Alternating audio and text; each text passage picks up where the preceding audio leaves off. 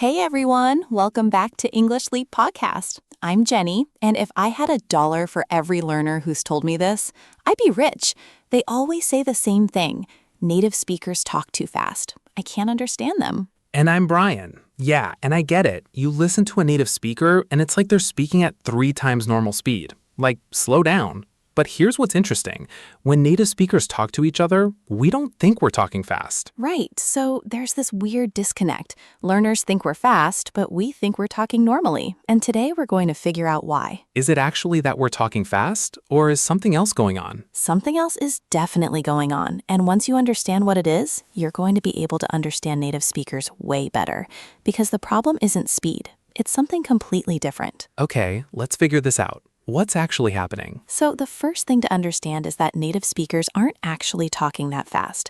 If you measure our speaking speed in words per minute, it's pretty normal. What's the actual speed? Most native speakers talk at about 150 to 200 words per minute in casual conversation. That's not crazy fast. So if that's not crazy fast, why does it sound so fast to learners? Because it's not about the speed of the words, it's about how the words are connected. Native speakers connect words together in ways that make them sound like one long blur instead of individual words. So it's the flowing together? Exactly. A learner hears English and they're listening for individual words. They expect to hear I, pause, am, pause, going, pause, to, pause, the, pause, store. But a native speaker says, I'm going to the store, where everything flows together. So the learner can't identify individual words because they're all connected? Right. And when your brain can't identify individual words, it sounds like gibberish. It sounds impossibly fast, but it's really just connected speech. So if someone separated the words, would the learner understand? Instantly, because the words themselves aren't the problem. It's the connection between the words that makes it hard to parse. So it's not that the learner is slow, it's that the learner is listening for a different pattern? Exactly. The learner is listening for isolated words, but native speakers are producing connected speech. Those are two totally different things. So what exactly is connected speech? Can you break that down? Connected speech is when words flow together because of how sounds interact. There are several types. There's elision, where sounds disappear. There's assimilation, where sounds change. There's linking, where sounds connect. Give me an example of each. Okay, elision first. In the phrase, don't you, the T sound in don't actually disappears, so it sounds like don'tcha instead of don't you. So the sound just drops out? It drops out because it's easier for your mouth to do that. Why say both sounds when you can skip one? And assimilation? So in going to, when native speakers say it fast, it becomes gonna. The NG sound changes to work better with the following N sound. So the sound literally changes? It changes, and linking is when sounds connect, like in try it. The yes sound from try links to the I sound from it, so it sounds like try it. So native speakers are constantly doing all of this without thinking about it? All the time.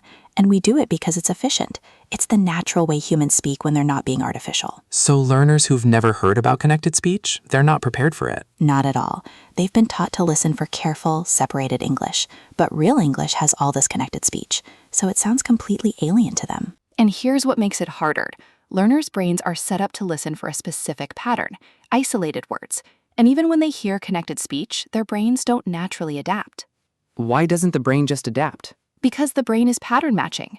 It's looking for patterns that match what it's learned.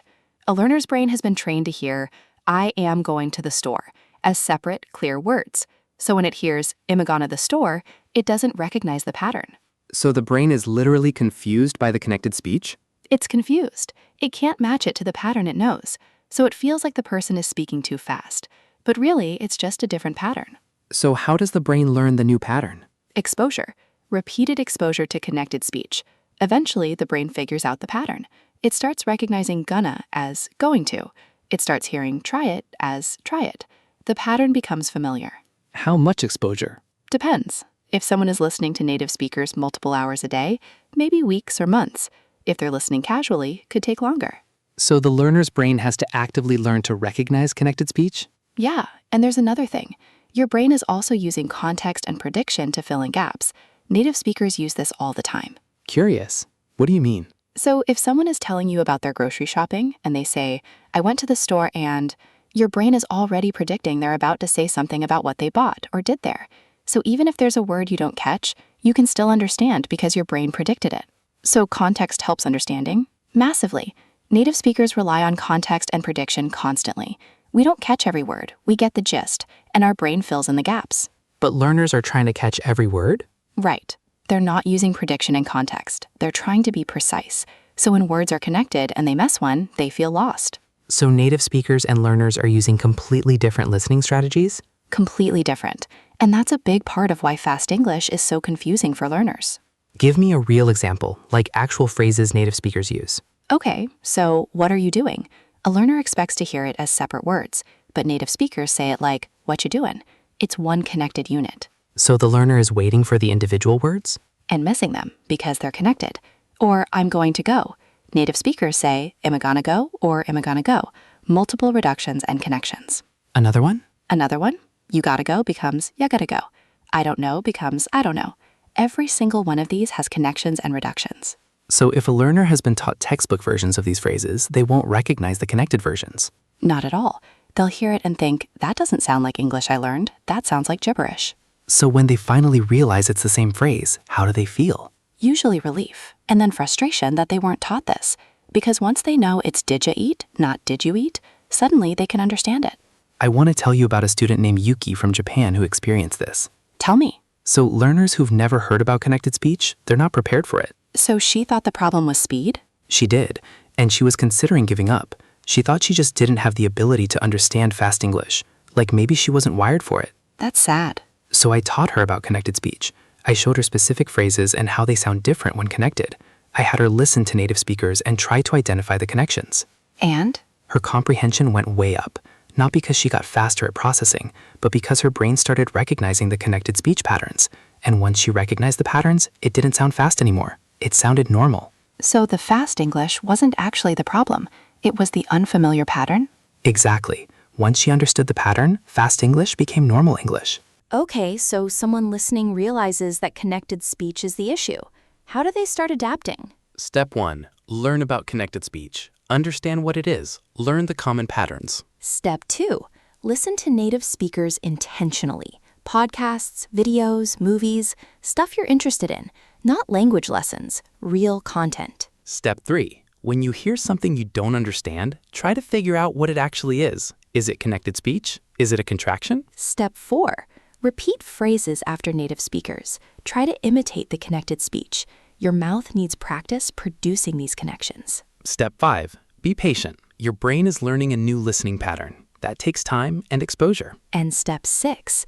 Realize that fast English is just normal English with connected speech. Once you're used to it, it doesn't sound fast anymore. It sounds normal. So here's the main thing. Native speakers aren't talking fast. They're using connected speech.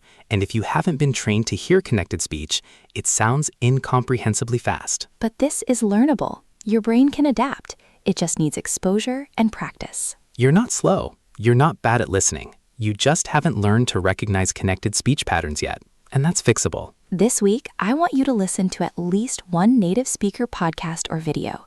Just listen. And when you hear something that sounds fast, try to figure out what's connected. Try to break it apart. What words are connected? And after you figure it out, repeat it after the native speaker. Try to say it the way they said it, connected. That's how your brain learns this pattern. Thanks so much for listening to English Leap Podcast. We appreciate you. Keep practicing, keep listening to real English, and I promise you the fast English is going to start making sense. And if this episode helped you, please like and subscribe. Tell us in the comments, what's a phrase you hear native speakers say fast that always confuses you? Thanks for listening, everyone. We'll see you next time. Bye.